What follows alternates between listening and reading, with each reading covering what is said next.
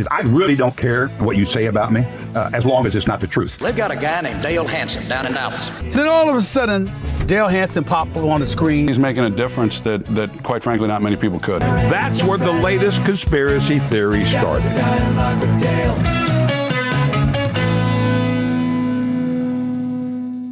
Hola, shalom, and hey there, neighbor. Welcome to the latest episode of Dallas Dialogue with Dale Hansen. I'm your host, Mark Viasana, and joining me as always is my BFF, marketing manager for Northwest Insurance, Ms. Lila Levy. Shalom, Lila. How you doing? Hi, how are you? Shalom back to you. Good to see you, my friend. Also joining me today is WFAA TV legend, the self-proclaimed voice of reason, and the man we're calling Unc around here this month, Mr. Dale Hansen. Hey there, Dale. What's going on, man? Oh, man, I can't keep up anymore. I really can't keep up. I have to say this before we get into what I think is going to be a great show with a great topic and a great guest. But one, I have to mention the Epstein files are driving me nuts. Right.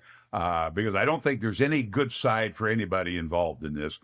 If they were to find something, the Democrats I'm talking about, were to find something that really reflected poorly on Trump or the Republicans, my first question would be, then where the hell were you the previous 4 years under Joe Biden? Yeah. So I don't think there's any good solution to this. I'd like to see everybody prosecuted that was guilty of crimes. Of course, yeah. But I hate the fact that this has become a Democrat-Republican argument because I think everybody loses in that. And I haven't heard anybody ask the Democrats, if you find something about Trump or any high-ranking Republican official, how do you then explain to us that you did nothing for 4 years? Yeah. Nothing was brought out about it. And I saw a Republican senator raise that question a little bit. I hate to find myself agreeing with him, but I do.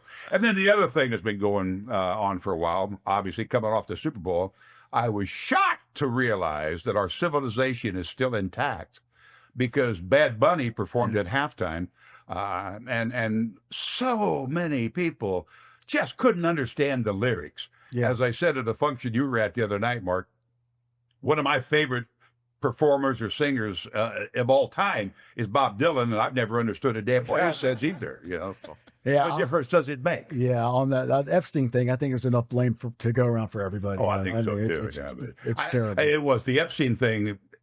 I think everybody's trying to cover up for everybody on both sides, and I think it's a mess. But the other thing too, I thought about this. My hearing is not great, but I've been to a lot of Bruce Springsteen concerts, and I would like to ask people in the crowd, what was the line he just said there? Yeah. If you don't know the song, does anybody really sit in the 29th row at a Springsteen concert and understand the actual lyrics?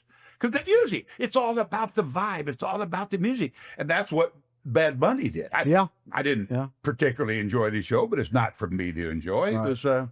It was just another great event. You mean a 70-something-year-old guy doesn't love some Bad Bunny every once in a while? No. Shocking, yeah. Yeah, I actually watched Bad Bunny, and I had to go to therapy. It affected me so on that shot. Well, listen, tell me, what do you have for us this month? Well, this is one of my favorite topics, healthcare in America. Okay. We're going to get into it deeper, but obviously, as always, I put together a couple of thoughts, and it goes something like this. This argument about healthcare in America shouldn't be the problem that so many think it is. We have a president who has said nobody knew healthcare could be so complicated. Well, some of us did, but not him, apparently.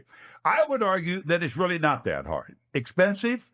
Absolutely. A problem we can fix? Of course we can. We have already decided in America that healthcare is an absolute right. It's not a privilege. It is for the rich, maybe, but it is an absolute right that we all have, and it is the only for-profit business in America that is. If you're hungry, our stores and restaurants will not feed you. You need shoes on your feet or clothes on your back, you have to pay. A car to drive or a drink to quench your thirst, that's not our business in America.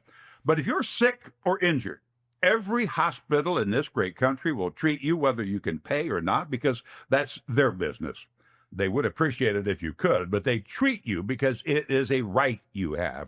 So why the argument about this great concern so many have about universal health care, claiming it would be socialized medicine? We already have socialized medicine in every major city in America. In Dallas, we call it Parkland Hospital. In Fort Worth, it's John Peter Smith. Taxpayers pay for the health care for those who can't. We need a better way. Now, taxpayers will always be a part of the solution, but every single person in America should pay something to solve the problem. I hate to be the one to tell you this, I really do. But you 20-somethings who don't think you need or want any health insurance now because you're healthy, trust me on this, you won't always be. I paid for Medicare for 52 years when I didn't need it or use it. Now I need it and use it a lot. I still pay more than many of you do. But it's a small price to pay for the health care I receive and the financial relief it provides. I think Medicare for All is a good place to start. Now, I honestly don't know if that's the right answer to our health care problem, but I do know we need a better system than we have now, and that's all I'm saying. I said that years ago in a commentary on WFAA in Dallas, and the response was more vile, more threatening, and more ignorant than anything I ever received to anything else I ever said. We are that divided about health care in America. What the hell's wrong with us? A privilege for the rich is an absolute right for the rest of us, a right that everybody needs. If not now, you will soon enough, and you are absolutely entitled to the care our doctors and hospitals provide. We've already decided that. So why do we continue to argue about how and why we pay for it? And if our political leaders were actually willing to lead, maybe a president would never again say, nobody knew healthcare could be so complicated.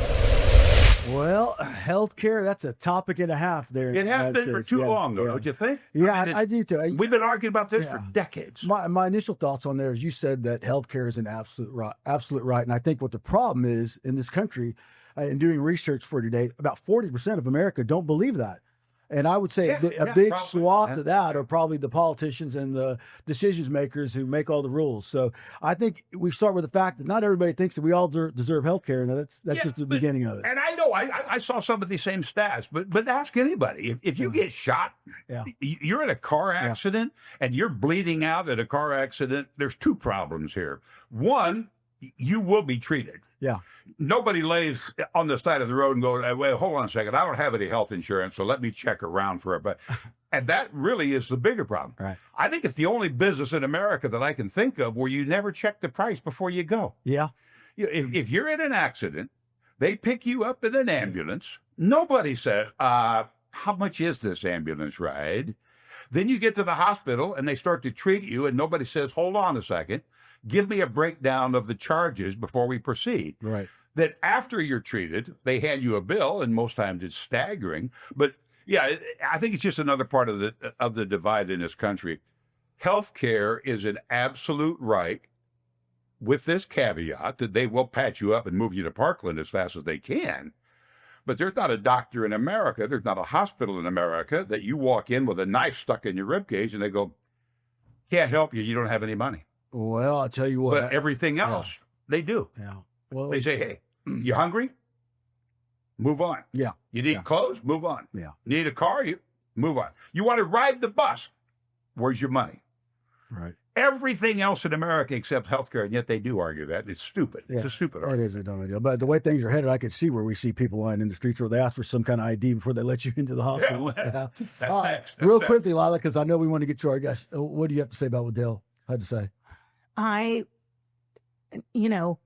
It's so frustrating to know the stat that you brought up. It's so frustrating to see that and see it played out, that the average American, or 40% of them, don't think that it's your right to have health care, and that you're going to argue about it. I think all the time, I have some girlfriends who have gone through breast cancer, unfortunately, and they've gotten through it, but they had some hard roads ahead of them to maneuver through.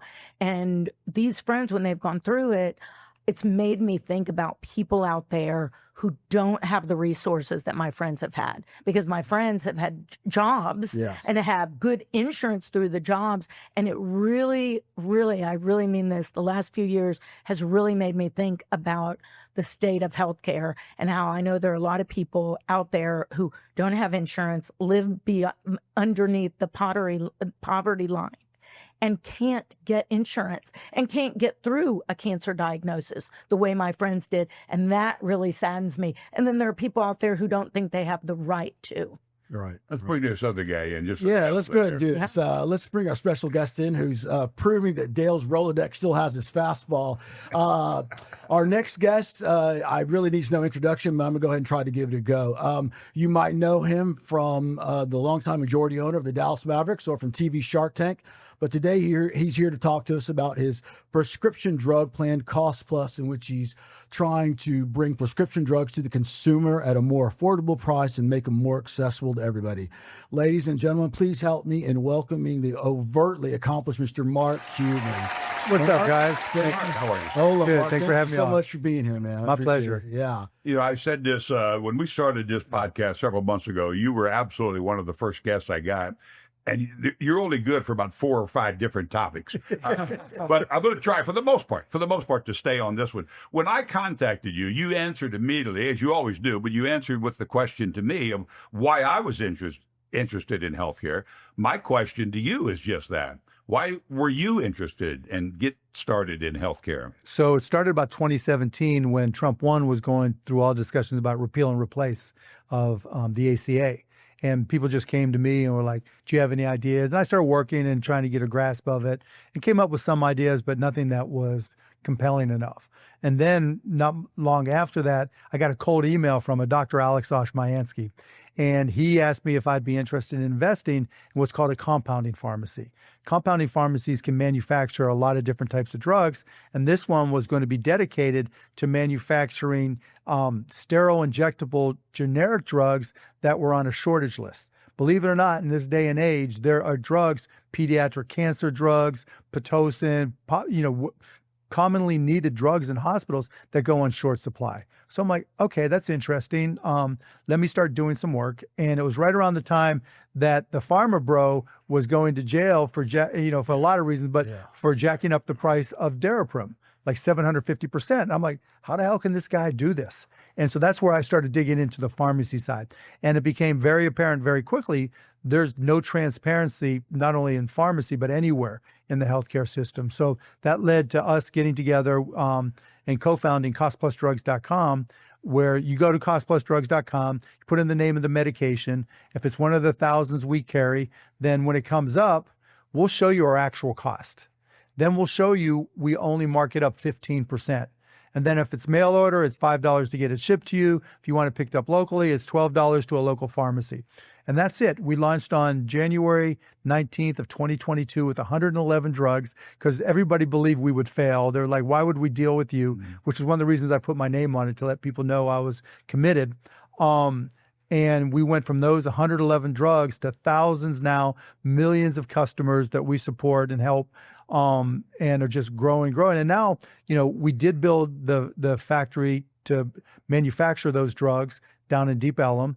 And we also created something called Cost Plus Wellness, which helps companies with direct contracting, which reduces their costs even more. And Cost Plus Marketplace for hospitals will save them money. The whole pharmacy side, starting there, the industry is so upside down in terms of incentives and how people buy things that it was really easy for us, because any transparency at all, anywhere in the system, and not being greedy, we were able to save people a lot of money. Well, I think you hit on a key word. I think there's a tremendous amount of greed in the pharmacy business. But you mentioned the compounding pharmacy, and I get a lot of stuff from a compounding pharmacy. But you're selling name brand drugs, though, right? We sell some, not as many as we'd like. So out of the thousands we sell, probably 10% are name brand and the rest are generics. The reason we don't sell every branded medication, not because we don't want to. There's these middlemen called pharmacy benefit managers. 3 of them control most of the industry. And they've pretty much said to the big brand manufacturers, if you deal with cost plus drugs, then we are going to diminish your whole portfolio of brand products on the formularies that you need to be on in order for insurance to cover those drugs. So they've said to me literally, Mark, we could lose tens, hundreds, $1 billion plus by doing business with you. And so that's why we don't have all the brand drugs we'd like. Yeah, and doing research for this, I was reading about the PBMs, or the pharmacy benefit managers. They the big 3 control about 80%, right? 80% plus. Explain to me this whole rebate system that they have going on, because that's where they get paid and that's where they're making their money. And I don't really understand it. So if you could. Yeah, I mean, effectively, when the brand manufacturers sell to a wholesaler, they don't sell it at a discounted price. Like if you were buying a hammer and you were starting a hardware store, you'd go to True Value or whatever, and that hammer was $29, you'd pay $15, right? Shark Tank 101. In the pharmacy business for brands, not for generics, but for brands, if a drug costs $600, that wholesaler pays $600. And so then they get a little bit of a discount for prompt pay. So literally they pay $600 and then the brand manufacturer gives them back 5% for prompt pay and for some data that they provide. And so now the wholesalers are into this for $570, and then the pharmacy buys it at the same list price minus 5%, give or take. So now the pharmacy, the local pharmacy, is in for $570. Okay. Along comes Dale, who has a prescription. Let's say it's not Medicare. Let's just say it's the company from when he worked at WFAA, right? Dale has insurance. Dale pays his $25 copay. Now the pharmacy collected $25, paid $570. Now they're in for $545. And Dale's insurance company works with the PBM they probably own, and they tell the PBM, look, I need you to negotiate with these brand manufacturers something that gets them to pay us to be on our formulary. Because as an insurance company, if they want me to cover their product when Dale comes in for his prescription, I want my VIG. Right. And that VIG is the rebate. Yeah. So they say, okay, we'll give you the drug is $600. We'll give you $300 every time we sell it for putting us on your formulary and covering it when Dale walks in. And that's where rebates come from. Okay. And part of what I'm trying to change, and just having a big mouth in the industry, you thought I yelled at the refs a lot? Like, that's nothing compared to what I do, right, to the wholesalers and the brands and the PBMs and the insurance companies. But I'm like, look, we have to change this whole system. It's back-ass half words. And actually, Senator Hawley and Senator Elizabeth Warren got together and released a proposal for a new law.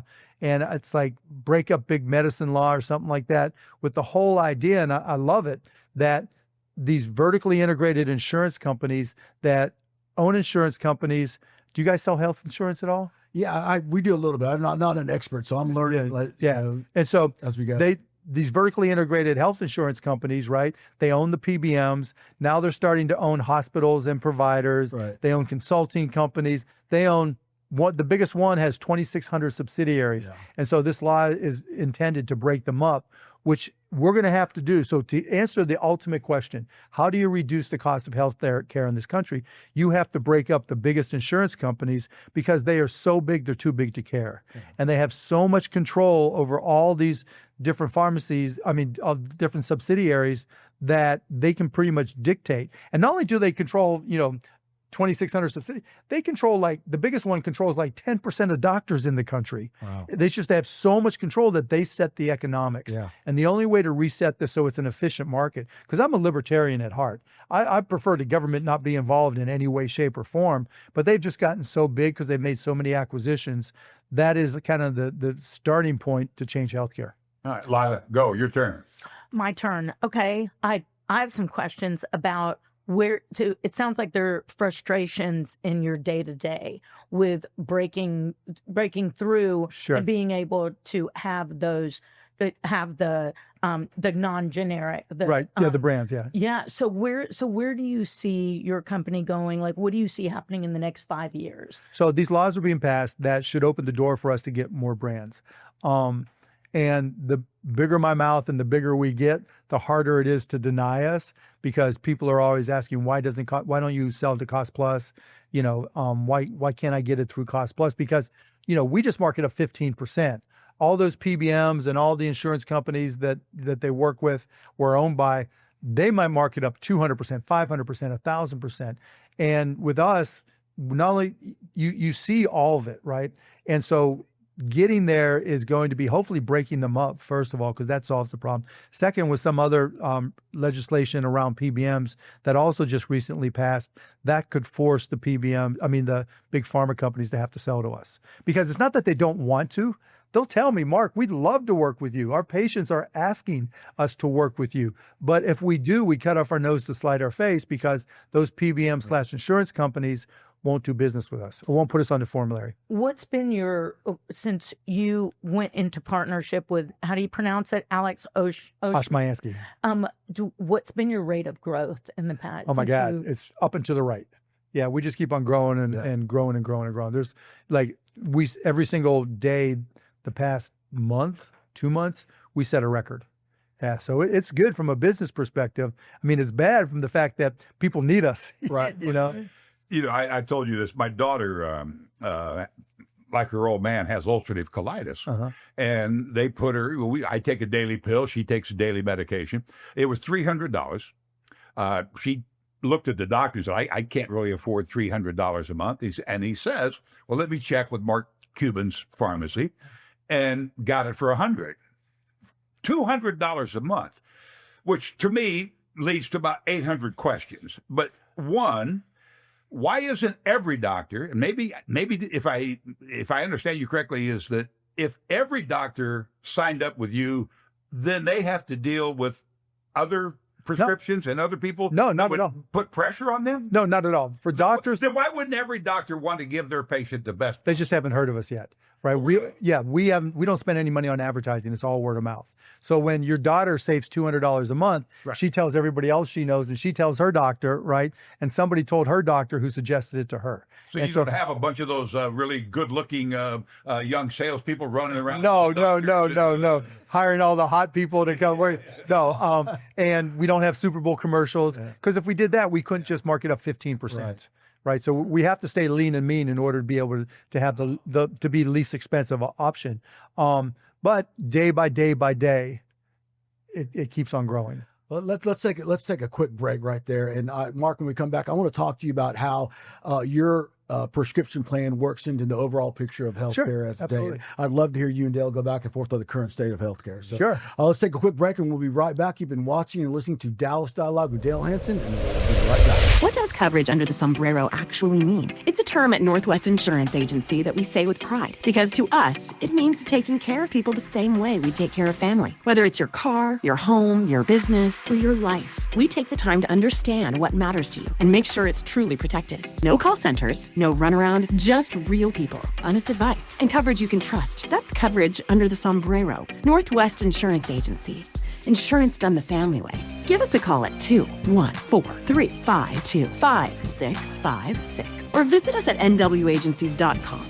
Northwest Insurance. Okay, we are back on Dallas Dialogue with Dale Hansen with Mr. Mark Cuban. Mark, when we left, we were talking about how your plan possibly fits in the overall perspective of health insurance here in the United States. I know one big thing about Cost Plus is you promote transparency. Now, how does that relate that to what the current state of health is here? I mean, we're transparent. Nobody else is. Yeah. Okay. Simple. I'll give you the perfect example. We launched with our price list available to everybody. Anybody can download it, get it, even an API for connectivity in, as I said, January of 2022. We're still the only pharmacy that publishes a complete price list. And the reason for that is we sell our medications at the same price to everybody.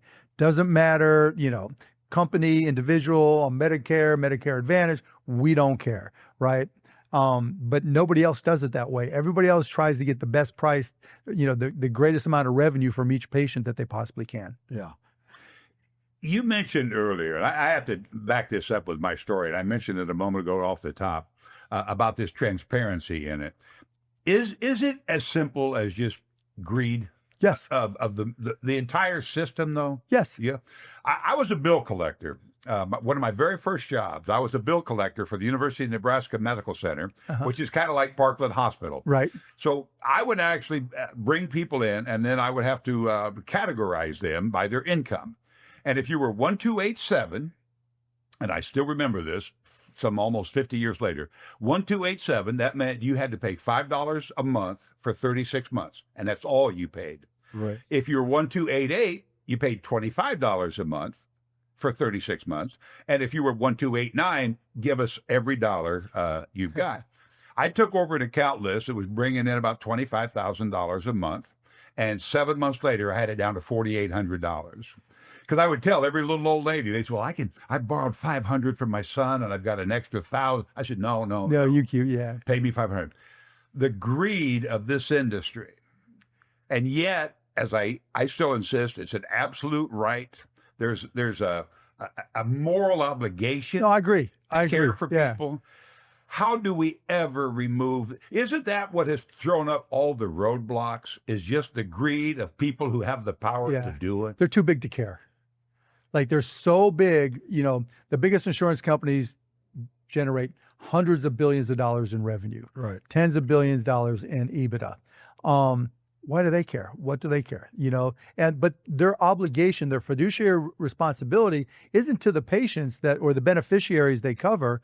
It's to their shareholders, their public companies. Right. And that's what they'll tell you. When you listen to the quarterly earnings conference calls for these companies, they talk about how they're going to increase their revenues. Yeah. You're not going to hear them say to their shareholders, hey, look, we really need to save money for patients or save money, reduce deductibles or reduce premiums. Would you guys mind increasing our price earnings ratio by 10 so that the stock price stays the same and we're able to charge less? That's never going to happen. It's never going to happen unless the government, which you don't want involved necessarily, but unless the government gets involved and passes a different law. Well, the law, like I mentioned, from Holly and Elizabeth Warren, would break them all up. Right. Well, and if that happened, then all these companies would have to compete on their own. They couldn't, when you're that big, like literally they could make $1 billion acquisition and nobody would know because it's considered immaterial to their overall company. And so they buy up all these firms and just, get their claws into everything. And then like for Dale's Medicare, there's something called a medical loss ratio, which means that for the you're in part traditional Medicare, which is smart, right? For Medicare Advantage, let's say, they have to spend 80 to 85% of their premiums on healthcare. But what they do is because they own all these different providers and doctors' clinics and doctors' practices, they get the doctors to charge them more than they otherwise would. Yeah. So Dale comes in, he's got Medicare Advantage from one of the big insurance companies, right? And they'll charge $500 for Dale for this insurance company because it helps them meet their medical loss ratio faster, knowing that they keep the extra that they charge, $200 more that they shouldn't charge, but they did. Right. That $200 stays as profit that in the company they already own. Yeah. They game the system every way they can. I can imagine. I liken it almost like the mafia. It is the mafia. So, like the mafia, how much resistance have you had? Let me put it this way. Threats to you, man. You're talking about paying into Medicare for 50 years, right? The one bill, like if you try to buy a house, you can pay off your mortgage. Yeah. If you buy a car, you can pay off your car. You're paying your healthcare premiums forever. From the time you get off your parents' plan, if you can afford healthcare at all, either you or your employer is paying it or you go on Medicare and you're paying it till the day you drop dead, right? And it's not that that's necessarily bad. I don't know that is bad. But the problem is that we don't think of it as debt. We just think of it as premiums. And we look at, every year we got a couple choices, right? You guys have a couple choices of different plans. You have Medicare, Medicare Advantage. We all decide. And when we make those decisions and go through that thought process, we're like, okay, premium, can I afford more premium so my deductible's lower and it covers the things I need? So you go through this little math thing, right? But no one ever asked to check your credit for your deductible. Yeah. No one ever asked to check your credit for your premium for that matter. So you can have great insurance, but if you can't afford your deductible, good luck to you. Right. Right. And you talked about if you go in, we don't give you money for food, right? Well, if you want a loan to go to UT and party your ass off for a year, the government will give you some money and guarantee more in a loan, right? Right. If you start a small business, went on Shark Tank, crushed it, SBA will loan you money. Right. You want to buy a house? FHA, they'll guarantee it, right? They'll go through help you with everything. You get messed up in a car wreck, You might have an ambulance show up to take you somewhere, Yeah. but the minute you're done and they release you, you're stuck. Yeah. And what's happened is, so all these people that can't afford their deductibles, like for the ACA, we heard all about the premium tax credits and all that. Put that aside. The typical silver plan, $5,000 deductible. How many people can afford a $5,000 deductible? Not many. So what happens is the hospitals and the doctors, they say, I want that insurance money. So I'm going to loan you enough money. What you can't afford, I'm going to loan it to you so you can pay off your deductible. When that happens, we've turned the hospitals into subprime lenders because most of those people, like that's what you were doing. You were collecting the bills, right, in Nebraska.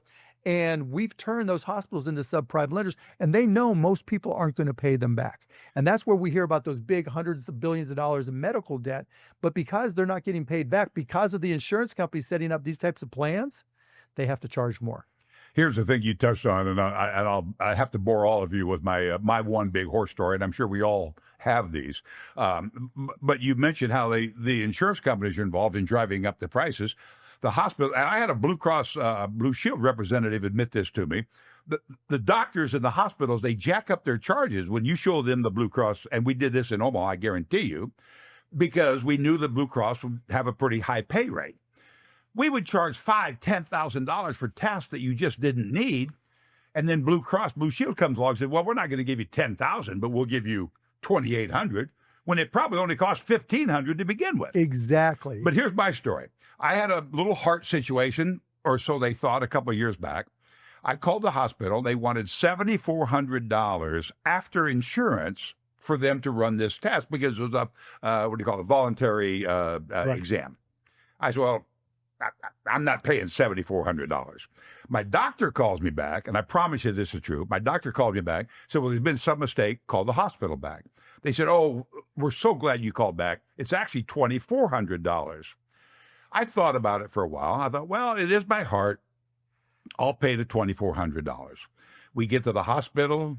I'm on the table for 15 minutes because, as the doctor said later, we thought we'd find a cheeseburger stuck up there someplace with you, but it was perfectly clear. I was off the table in 15 minutes. He said, we're shocked how clean everything was. The bill was $5,200. Because the anesthesiologist and everybody else wasn't part of what they quoted. They're on a network, yeah. So I said to the woman, and you're right there with me. I said to the woman, well, let me put it to you this way. I said, I'm not paying, number one. I said, we had to throw in the anesthesiologist. We had to throw in I said, I assumed that was all included when you said you were going to knock me out. I said, how about this? You come to my restaurant, I give you the menu, and it says the steak is $90. Then I bring it to you, I set it on your table, and then when you leave, I tell you that it's actually $200. And my answer is, well, I had to bring it out from the kitchen. Right, there's a waiter fee, right? The waiter is not part of the network. And I told people in Omaha to do this. Now, you can only do this if you reach this point in your life where you don't care about your so-called credit rating anymore. And I said, I'll give you $2,400, otherwise I'm not paying. I said, send me to collection agency, whatever. And which they did. And then knowing, because I also used to work at a collection agency at one point, I called the collection agency. I said, I'll tell you what I'll do. I'll give you $1,200 because they just want the cash. Right, because they get to keep most of it. They give the hospital $600. I then refinanced my house when we moved. And the guy looks at me and he goes, the hell's this? A collection agent? Oh, it's a damn, oh, the hell with the hospital. It's a scam. Yeah. And that's my long-winded story. It hasn't changed. This thing is, I was able, because of my history, because of my income, all the rest of it, the guy just, now, I wouldn't recommend this for somebody that's 27 years old. No. But if you're 70 years old and you got enough money and you got an established credit history, don't pay. No, it gets... Because the bill is jacked up from the get-go. Right. And so that happens today. Now, I don't think it counts against your credit report anymore. I think they changed the law, but I'm not positive. If it doesn't count, it really, because I think most good creditors look at it and go, no, this thing is so messed up, we're just going to overlook that. But even with that, right? So let's just say you go to the hospital for whatever, right? And you don't pre-negotiate it or look at it. They're going to send you a bill where they just double or triple everything. Across the board. Everything. And literally the smart thing to do for anybody listening is say, no, right? I didn't agree to all these charges. I want to negotiate a lower price. And I'll give you X amount of dollars, or you can, and they'll negotiate it down. Always. 100% of the time, they'll negotiate it I down. do it every time. Yeah. I mean, if it's out right now, since Well, I've had good insurance, and okay, I'll pay the deductible, whatever. But there was one other time where I actually broke my ankle, and I thought I was doing the right thing. And instead of going to the emergency room, because there was this ice storm Yep. In Waxahachie, I said, instead of going to the emergency room, I'll go to one of those doc in the boxes. I was in there for like an hour. Yeah. They took a couple of pictures of my ankle, and they said, yeah, it's broke. Put it in a bubble cast. You need to see a doctor. And sent me a bill, I swear on my sainted mother's grave, for $15,000. I was in there for an hour. Wow. And they put it in a bubble cast and So said, I'm going to tell everybody what to do. it's broke. And I just said, no, I won't pay it. And when I said, I will make the biggest stink you can imagine, I'm not paying. So And I didn't. whenever you need something that you can schedule, right? If it's an emergency, you're messed up, broke your ankle, whatever, you got to do what you got to do, right? But you always, whenever you call a hospital, you always want to say, I want the cash price. Never talk about your insurance first. You just say, I want the cash price. And I want to know it all inclusive, and I want an estimate, including any external network things, just everything included, right? And they will give you an estimate. And you can then compare that to your copay, your deductible, to make a determination what's more effective. Yeah. And then if you're able, because now there's a law that was passed by Trump 1 and improved in Trump 2 that says hospitals and insurance companies now have got to post their pricing. So there's some pricing transparency. But what's fascinating about that is the biggest insurance companies negotiate with Baylor Scott White, et cetera, right? And both post the prices now. And the price that these huge insurance companies with hundreds of billions in sales negotiated can be twice as much as the cash price. Yeah. And the reason for that is the insurance companies create so much overhead and so much agita, right, because of the way they pay and not pay and audit and claim and clawback, that you will always get a better price for anything that you can schedule. Right, because they want to just fill up and do it. But that's the only problem. If you can schedule well, and if it's an emergency, right, you're probably going to, break your ankle. If you go into one of the doc in the box, the emergency centers, the 24 care, again, unless you're screaming in pain and you have no choice, ask for the cash price. Before I let Mark and Lila jump back in, I have to get this in before I forget it. Is your prescription pharmacy in trouble? Because now that Trump is trying to do this, and he's going to lower prices 1,000%, 1,200%, 1,400%, 1,500%, and even 500%, which is my favorite part of that dumbass quote. Sure. And I think most people listening, at least I sure as hope so. It can't be done, by the way. The number, but is this like something that's good for us with you? No, or it's good for you? us. Yeah, it's good for us because we discount 1,500%. So on Trump RX, he fell asleep in math class as well as cabinet meetings, by the way. Yeah. All I can say is say it for you. Republicans need cheap meds too. And I have, anyways, I'll leave it there. But with Trump RX, about 43 drugs when they released it. And of those, 26, 27 have generic equivalents that they don't tell you about right there. But all these articles have been written about the fact that there's generic equivalents, and Cost Plus Drugs is the cheapest place to get them. That it's $200 on Trump RX for this brand with the generic, and it's $43 with us. Yeah. That is $89 and we're $6. Yeah. And so it's helped us from that perspective. And we've already talked to them about working with them, which I'm happy to do. And so we'll give them our price list every night, and they'll be able to include Cost Plus Drugs as one of the options at some point in the future. When that happens, I'm not sure, but they told us that'll happen. I know there's 3 different ways that you can get insurance, either through your employer or you buy your own plan or a public plan. Which have you had made the most headway in getting your program involved in? Actually, we have more customers that are under Medicare, really? Medicare Advantage, Okay. because you're typically buying a Part D prescription for traditional Medicare, and that's private insurance. Yeah. And if you're Medicare Advantage, that's private insurance as well, and they typically have a prescription drug component. Yeah. But what ends up happening is that we're cheaper than the copay. And for a lot of drugs, particularly like what they call specialty drugs, and there's nothing special about them. They're pills, right? Yeah. I mean, every drug's special in its own way, Right. but they just use the term specialty drugs so they can charge more. or have co-insurance instead of a copay. And we're cheaper than pretty much everybody on copay and co-insurance. And so we have a lot of Medicare Advantage people come to us. And then with companies, I go in and I just talk to the CEO and scare the shit out of them. Yeah. Right. Because, it's not a CEO like you have your own company, right? But you don't know about your pharmacy benefits or your healthcare benefits. Right. You have somebody that does that work for you. Exactly. And they don't try to scare you. They just want to get through the day. Right. I come in there, talk to the CEO, and I'm like, look, you're getting ripped off. And then I give them a long list of ways that they're getting ripped off. And then they say, oh, no, that can't be. We negotiated. And then they call me back and we get on another Zoom like, okay, help us, Yeah. But it's scary, right? And I'll give you the perfect example. Remember we talked about deductibles and how if you can't afford your deductible, you effectively don't have insurance. And so if you are working for WFAA, whoever owns them now, and you have a $1,500 deductible, which would seem to be reasonable, but you make $50,000 a year and your take home's $30,000 and you can't save anything, right? That $1,500 is a lot of money. Yes. The plan that you have, probably if you need a brand medication like Eliquis or Jardiance and a long list of other things, when you buy under your deductible phase, you're paying effectively the retail price, maybe a little bit less. But most people, if it's $500-$600 instead of $300, they may not be able to afford it. And as a result, they don't get the care or the medications they need. So I sit with the CEO and I said, let me tell you a story. This was just told to me actually a couple of weeks ago, so it's an updated story.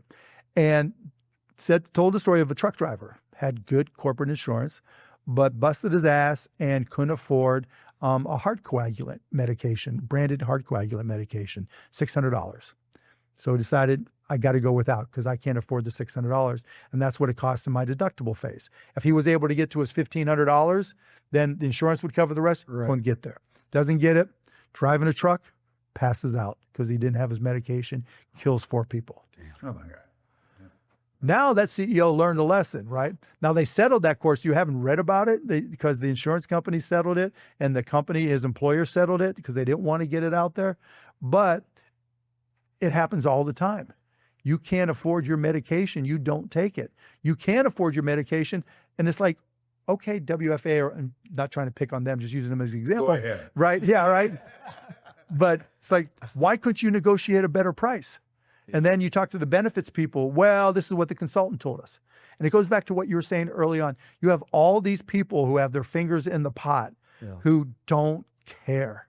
Right. And then you have people who work for the companies that are self-insured, and that's 170 million members, right? People that are covered. And they're like, I just got to get through the day, Mark. We have 1,000 employees and their families, so it's 2,000 people. And there's always a pre-authorization denial. And so somebody can't come to work and I'm dealing with them. I don't have the manpower to be able to change over to a better system. Yeah. And so this thing just self-perpetuates itself forever and ever. And so I walk in there and I have to talk to the CEO and I have to scare the shit out of him and say, this is going to happen to you because it will only, it could be even worse. Yeah.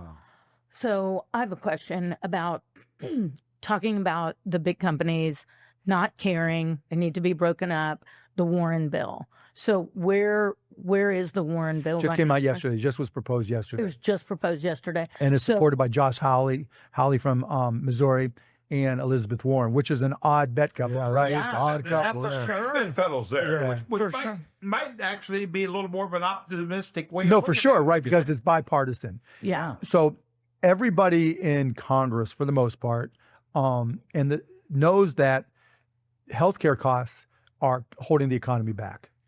Because, like I said, that premium you pay every single month went up if you had the ACA plan, is going up every year with your employer, right? Or you're going insured, or you're taking a lower premium, higher deductible, right? That's a lot of money that could otherwise go into the economy that's going into the hands of these insurance companies. And so they know it has to change.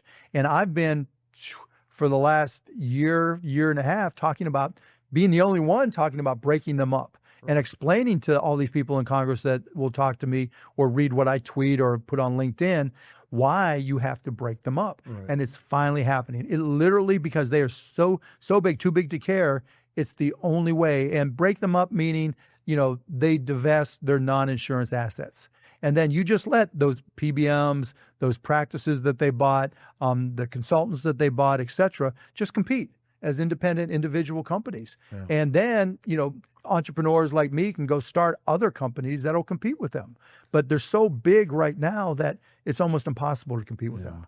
Well, I'll tell you what, let's take a break right there. And when we come back, I'd like to get you guys' opinion on where you think healthcare is going in the future. And I'd also like to, you had mentioned that we said we were just going to talk about health insurance today, but you gave Dale carte blanche to ask anything you You want. can ask me anything. Earlier? Yeah, one or two. So That's all good. We'll do that when we come back. You've been watching and listening to Dallas Dialogue with Dale Hansen, and we'll be right back. If you're a Texas contractor and your insurance guy doesn't speak your language, fire him. We specialize in Spanish-speaking tradesmen. Call today and we'll review your current policy for free. No pressure, just straight answers. You've seen the guy that's your bro. That's us. And just like I protected my grandfather from the sun, we protect you from life's challenges. I'm Mark Villasana, owner and agency principal with Northwest Insurance.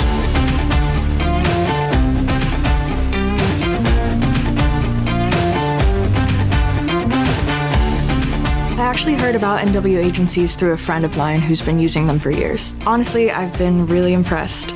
They made the whole process so much simpler than I expected. I was always used to dealing with a lot of back and forth, but with NW it was straightforward, and I always felt like they had my best interests at heart. We're a full-service independent agency. That means we don't work for a single carrier, we work for you. We've got access to over 100 carriers, so whether you're insuring your home, your truck, or your electrical business, we'll find the coverage that fits your needs and your budget. It's been a game changer, really. I used to worry a lot about getting the right coverage, especially with my business and home, but now I feel much more confident. They helped me understand my options and made sure I had the right policy for both my business and personal needs. We specialize in helping hardworking folks, contractors, tradesmen, laborers, the people who keep Texas running. Whether you're a framer in Floresville, a roofer in Seguin, or a plumber in San Antonio, we'll walk you through the process in plain English or Espanol. We'll pour you a cup of coffee, talk you through your policy, and make sure you leave with more protection and more peace of mind than you came in with. This is Northwest Insurance. We've got you covered. Northwest Insurance. Okay, we are back on Dallas Dialogue with Dale Hansen here with Mark Cuban.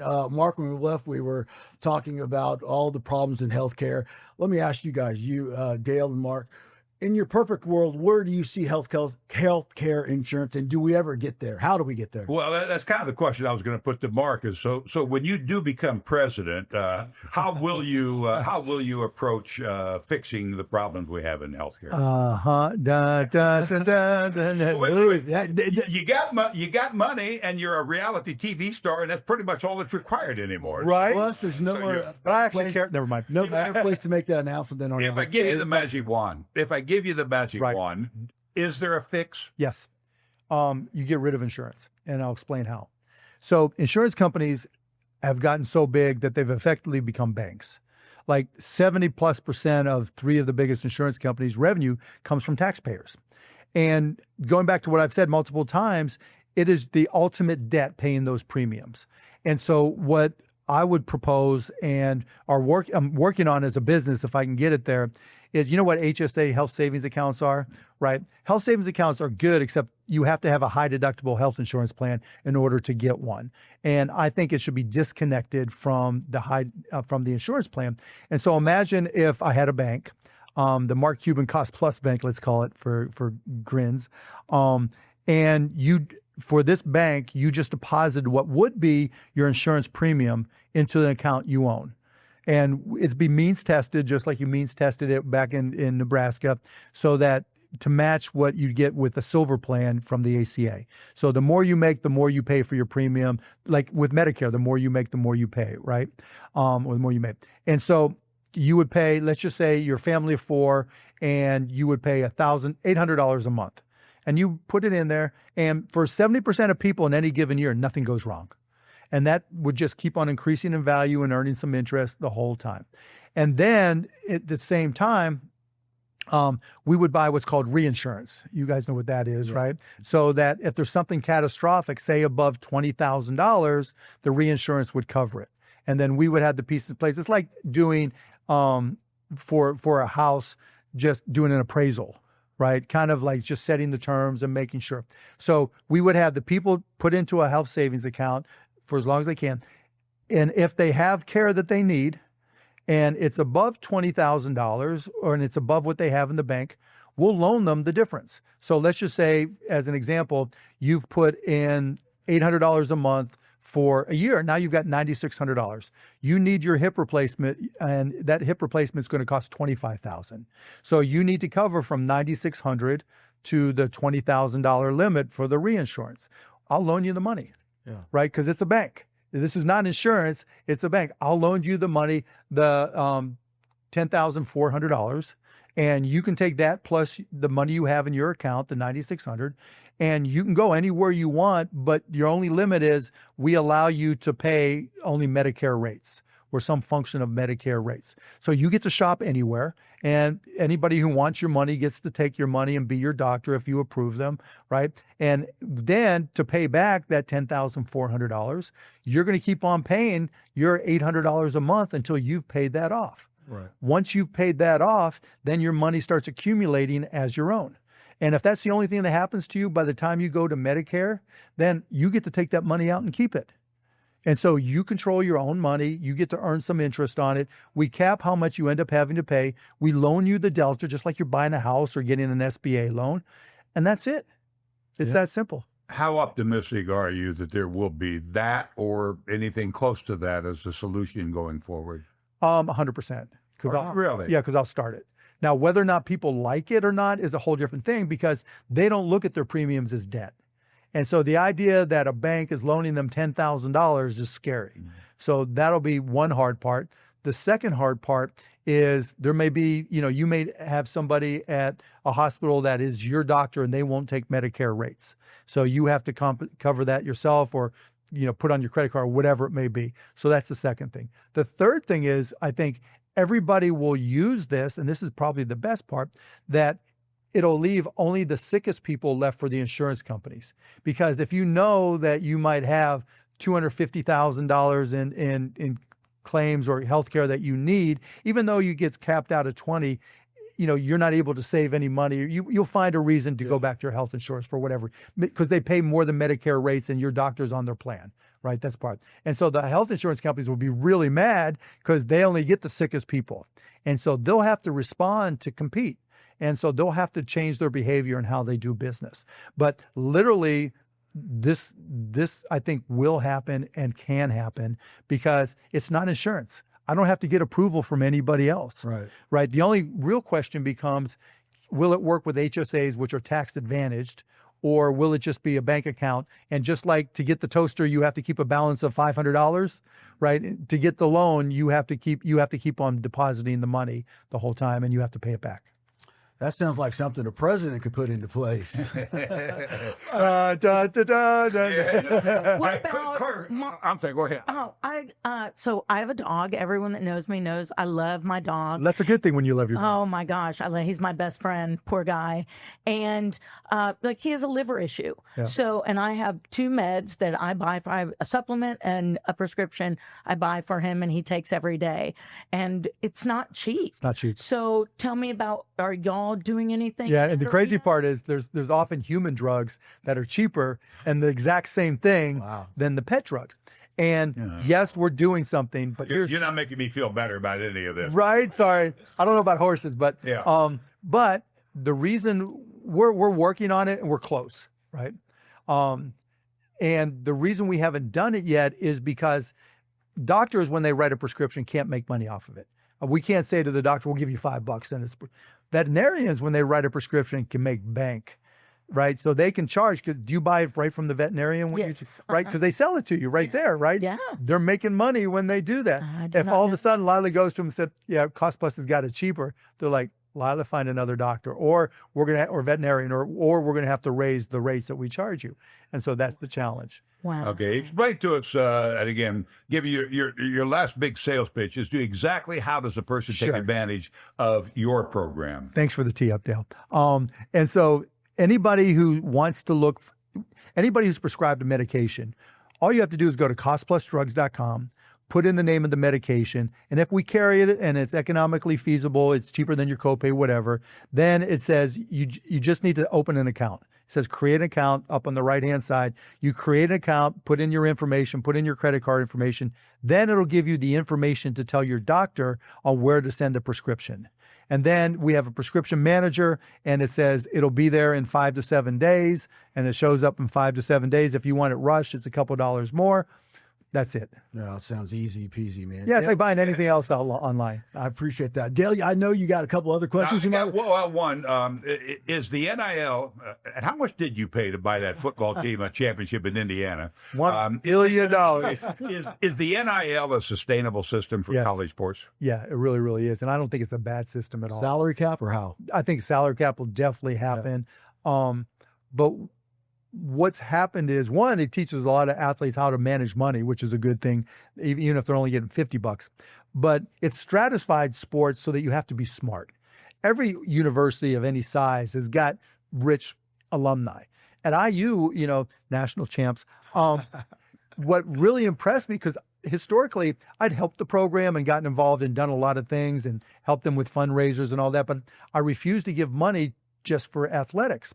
And what really impressed me was that they weren't out there trying to outbid for players. They weren't, you know what it's like in sports. Everybody tries to win free agency. Yeah. And, the transfer portal is the same thing, free agent. They weren't trying to get the prettiest free agent. They were literally trying to fit roles and get people who knew what their role would be and knew how to play, a little bit older so they can be coached up a lot more quickly. And it's just, a mix of players that knew how to play football. I was okay with that, but to answer your question, it kind of stratifies things. Back in the day, right, it would be kid coming out of high school, gets recruited, go show up, talk to your parents. None of the big programs recruit out of high school unless there's just a phenom. Yeah. Or in basketball, because one guy can change your whole team. They basically used all the other schools as feeder schools. And so you can go to James Madison University knowing that if you're good, you're going to get picked up and go that third, fourth, fifth year and make a lot of money. Like, I literally was talking to a women's basketball team, and I said, well, how much does your best player get paid? $500,000. That's more than they'll make in the WNBA. Man. For women's basketball? Women's basketball, right? Now, it's big. Like, this university, it was a big deal, right? So they had the funding, and they wanted to win, and they're competitive. But literally I've heard another team, $1.2 million. The crazy part is, you ask, is it good? Yeah, because there's 1,000, I don't even know the exact number, 1,000 women that play basketball that are getting paid. Yeah. And they'd never had that upside. And if they're good, because there's more money in women's college basketball than there is in the WNBA, despite the fact that franchise values have gone up, you're going to make good money that you otherwise would not make unless maybe you went to Europe. So the ability for a woman to come in and be good and go to a small to mid school for 2 years and then go to a big school like Indiana and make $1 million across those 2 years before taxes, that's like great. We wouldn't stop a tennis player from going out there and playing in a tournament. They can get paid. We wouldn't stop a violinist from going out and playing at Carnegie Hall and getting paid a lot of money while they're in school. A disc jockey in the communications department. Right. But should we at least drop the student part of student athlete? Well, they still got to go to class. They're not really students. They're not, but you at least got to pretend. Right, because there are, like, Fernando Mendoza, who doesn't have social media except for LinkedIn, which is crazy. And so there are students who want to be students, that happen to play football and happen to be getting paid. Would you tell the violinist, you're not allowed to call yourself a student because you're getting paid as a violinist? There's kids that make in baseball, right? You can go to university and still play in the minor leagues. I don't think we have to worry so much about the nomenclature, just the labels. I do think we have to worry about salary caps and stuff like that.